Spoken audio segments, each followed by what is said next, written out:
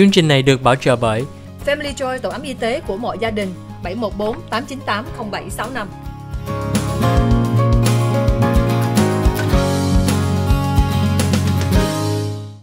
Hi, welcome back to the OC Health and Education Show on Little Saigon TV. I'm your host, Julie Yip. On this last segment, we're going to talk about the importance of practical skills development and how we can help children prepare for education and the workforce, and adults to get jobs and to keep jobs. Dr. Grandin, I wanted to propose a very important question to you.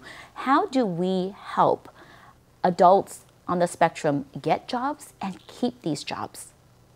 Well, we need to find a lot more back doors into jobs. Okay. You have a friend that owns a shop or owns a factory or owns some other thing, and those back doors are everywhere. Also, some of the big corporations like Microsoft, SAP, computer companies, they're actively recruiting people on the spectrum. Yes. And they're giving them an opportunity to come in and show their abilities, because interview is not the best way to recruit people with autism. They need to be able to demonstrate their skills. Yes, and I think that's one thing that we really need to remind our parents and our family is that maybe there are no jobs out there that says, hey, I want to hire a person with autism, but there are definitely companies and organizations that know people with autism have a separate skill set that they may not do well in interviews, but can definitely show you what they're capable of. I learned recently that NASA actually has a recruiting program for a summer intern for high school kids. And I know, with my son, his IQ is so high for math, but he was struggling a lot in school. So I have a friend who just said, Julie, you really got to get him involved in this. And I love that, some of these tech companies and, aerospace companies are really looking to recruiting people with autism and on the spectrum, because they know that they're highly capable to seeing patterns, they're highly capable of learning and applying all of these skills. Thưa quý vị, lúc mà Dr. Grandin nhắc nhở quý vị về giúp cho con mình là con mình lớn bị tự kỷ, mình phải cho em nhiều cái kinh nghiệm, mà Dr. Grandin nói đó là có thể mấy em đây không có làm việc ngoài, không có thể tìm cái công việc nào mà giúp cho mà mướn mấy em bị tự kỷ, thì Dr. Grandin nói là we have to find the backdoor opportunity.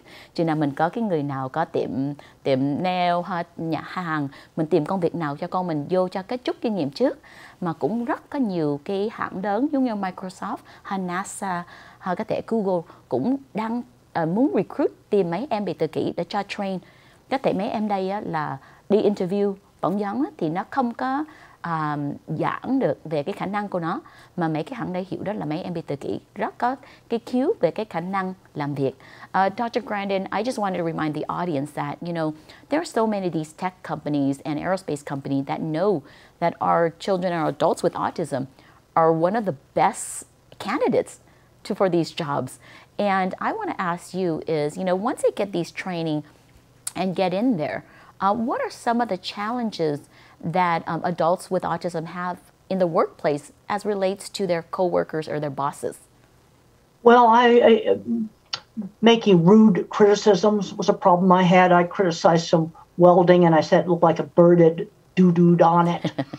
And my boss, he was a good boss, brought me into the office, and he explained to me that that's not acceptable, and that I had to apologize for that kind of language.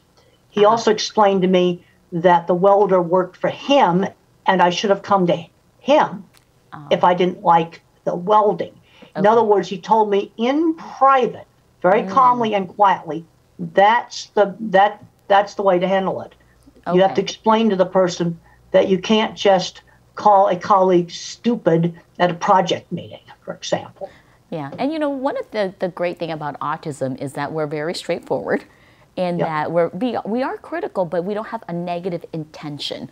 I think that a lot of times autism is misunderstood, or individual with autism misunderstood, because people don't understand what this boss did that was right is he explained to me what I should do. Okay.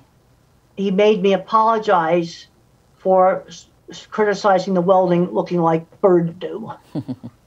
But I think that's important because he took you under his wings and made it private such that he was respecting your differences and giving you opportunities to make those corrections. That's what he did. Thank you, Dr. Grandin. Thưa quý vị, lúc mà con mình có công việc làm thì Julie cũng nói đó là có thể nửa triệu em bây giờ là bị tự kỷ, 10 năm sau thì mấy em đó là người lớn có tự kỷ.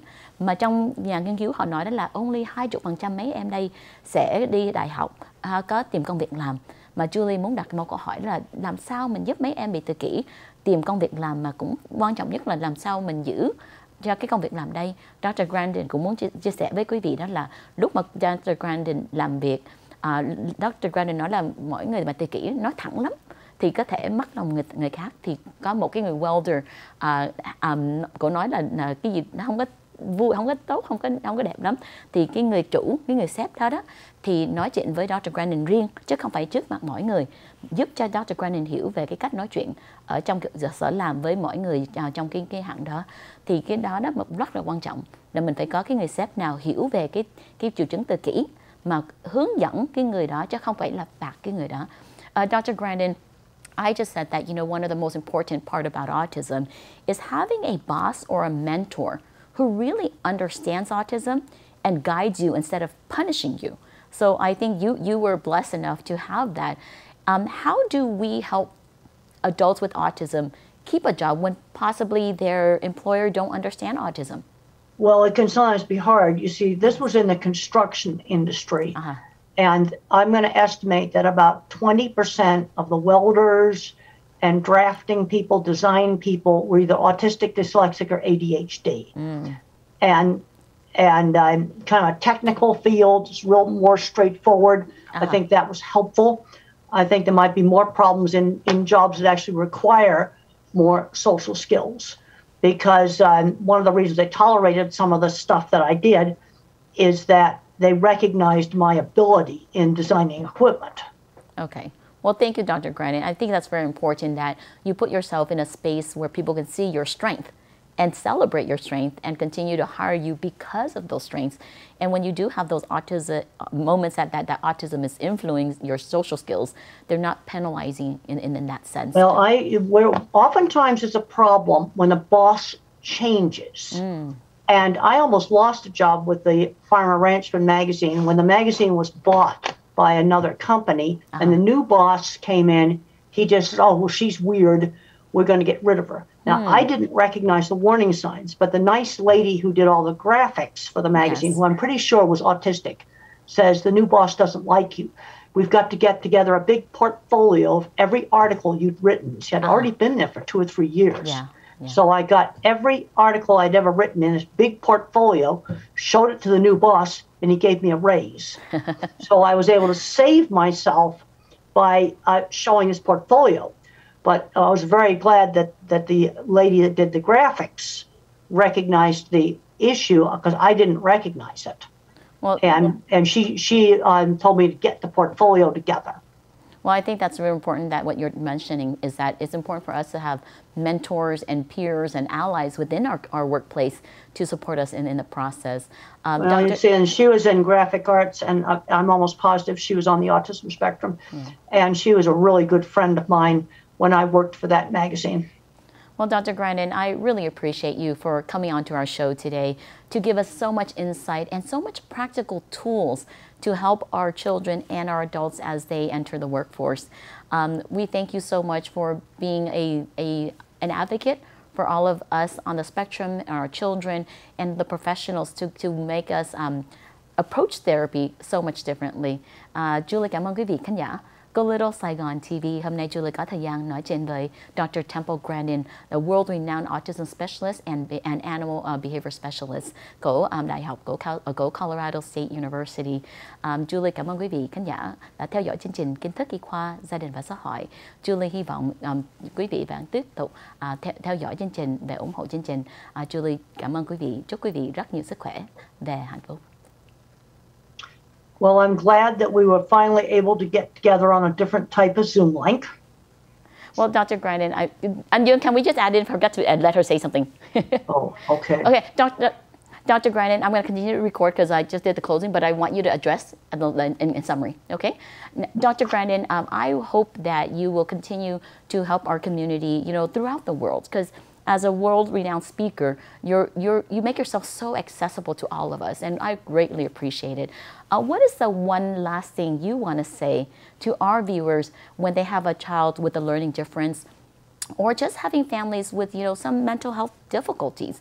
Because, keeping a job is so hard. You need to look at the whole child. This is one of the things to talk about in navigating autism with Deborah Moore. And Deborah Moore says we must not get locked into the label is bad.